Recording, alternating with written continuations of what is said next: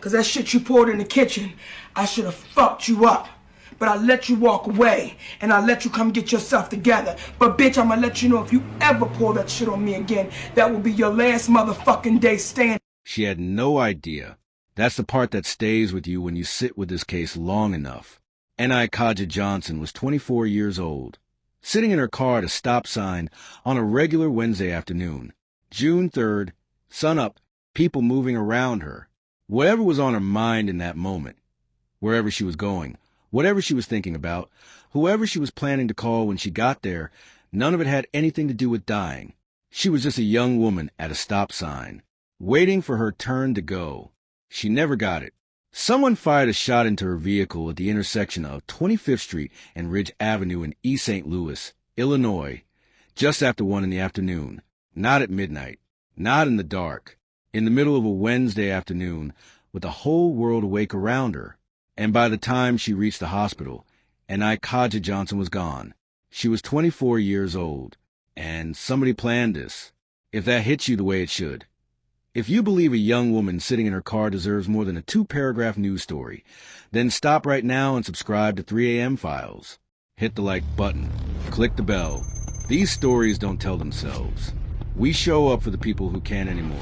Now let's find out who N.I. Kajha was, and what on earth connected her to the woman who allegedly ended her life.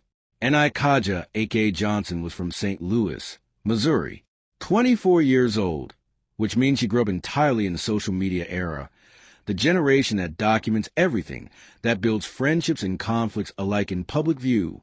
At 24, you're not a teenager anymore, but you're not far removed from the relationships and loyalties that form in those years either. You're still carrying some of those bonds, some of those wounds. We don't have a full biography of her life yet.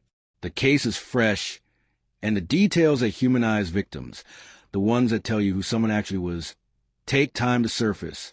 But what we do know is this: her name was chosen with care. That's not a name someone slaps on a birth certificate without thought. Someone loved her before she could speak. Someone imagined a future for her, and she was out in the world on June 3rd living that future, or trying to, moving through East St. Louis in her car on a Wednesday afternoon, doing whatever 24-year-olds do on a Wednesday, running an errand, visiting someone, heading somewhere with a purpose we may never fully know. What we know is that she stopped at a sign the way we all do dozens of times a day without thinking, and that stop became the last moment of her life.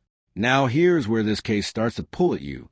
East St. Louis, Illinois, and St. Louis, Missouri are connected by bridges and separated by a state line, but they are not the same world.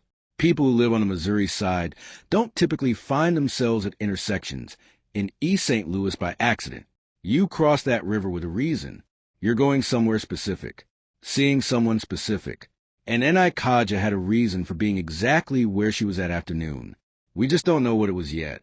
The woman charged with her murder is named Brion Bess, 23 years old, from Swansea, Illinois. That detail matters more than it might seem.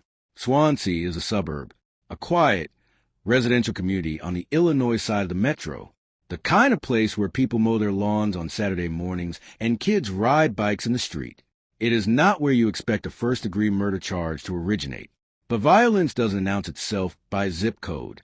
And the question crawling under your skin right now should be the same one crawling under mine. What was the relationship between these two women? Because there had to be one. Now, investigators have not publicly confirmed a motive. The charging documents haven't been released. But the true crime community has been talking, and the theory circulating most, the one that keeps coming up in discussion after discussion, is rooted in something as old as human conflict itself: romantic jealousy. The belief, whether founded or not, that N.I. Kajha Johnson was pursuing Brion Bess's man. We cannot confirm that. But if that is the thread that connects these two women, it reframes everything.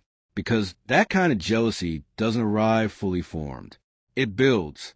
It feeds on suspicion, on screenshots, on whispers from people who may or may not have had the full picture. It grows in the quiet hours when someone is scrolling through a phone looking for evidence of something they're terrified of finding. And by the time it reaches a temperature apparently reached on June 3rd, it has convinced itself that it is not jealousy at all. It has convinced itself that it is justice. That psychological shift from pain to perceived righteousness is one of the most dangerous transitions a person can make, and it happens faster in the social media era than at any other point in human history. Here is what the timeline of this investigation tells us, and why it matters so much. The East St. Louis Police Department caught this homicide on June 3rd and immediately knew they needed help. East St. Louis is a city that has operated for years under severe underfunding, a small, overstretched department trying to police one of the statistically most dangerous cities per capita in the entire country. So they called in the Illinois State Police Division of Criminal Investigation, experienced investigators, specialized, and they went to work. 48 hours later, they arrested Brion Bess. 48 hours. In homicide investigation terms, that is extraordinary. Most murders take days, weeks, sometimes months to produce an arrest. 2 days means investigators had a significant head start the moment they started asking questions. And the most logical explanation for that head start is that the conflict between these two women was not a secret, that people in their circle already knew the temperature had been rising, that when investigators asked who had a problem with Kajha Johnson, a name came up quickly. On June 5th, ISP presented their case to the St. Clair County State's Attorney's Office. Prosecutors charged Bess with first-degree murder, a Class M felony, the most serious charge in the Illinois Criminal Code, carrying a mandatory minimum of 20 years and the possibility of natural life. Prosecutors don't attach that charge to a name unless they are confident they can prove intent, that the person knew exactly what they were doing, that this was not an accident, not a moment of confusion, but a decision. They looked at what 48 hours of investigation produced and said, "We're ready." That is not a small thing. That is a statement about the strength of the evidence sitting in that case file. Here is what this case is really about, underneath all the facts and timelines.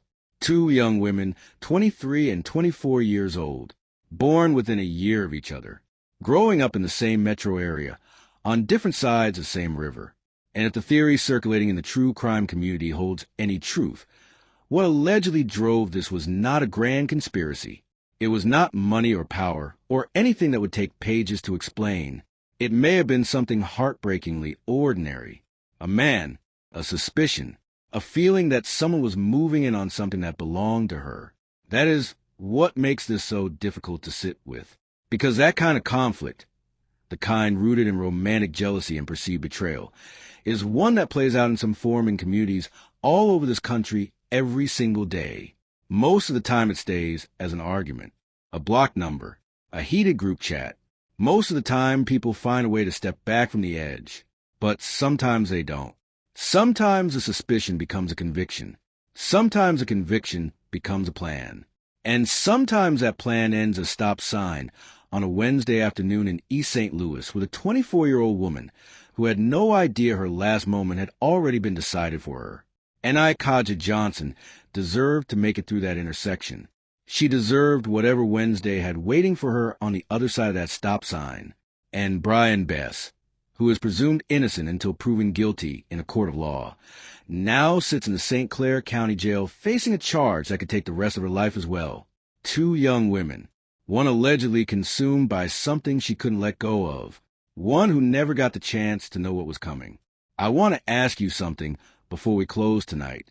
If the motive in this case truly does come down to romantic jealousy, to a belief, right or wrong, that someone was after a man, what does that tell us about how we process pain in this generation?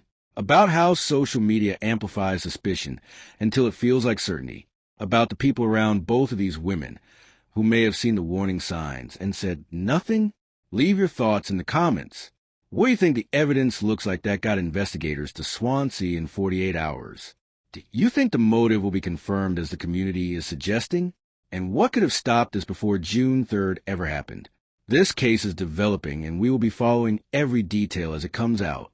If you're not subscribed to 3 a.m. Files yet, right now is the moment. This is exactly the kind of story we exist for. A young woman who deserved to reach the next intersection, and a truth the world needs to hear. Subscribe. Hit the bell. Come back when we have more. Step into the hour when the world sleeps and secrets come alive. We'll see you next time.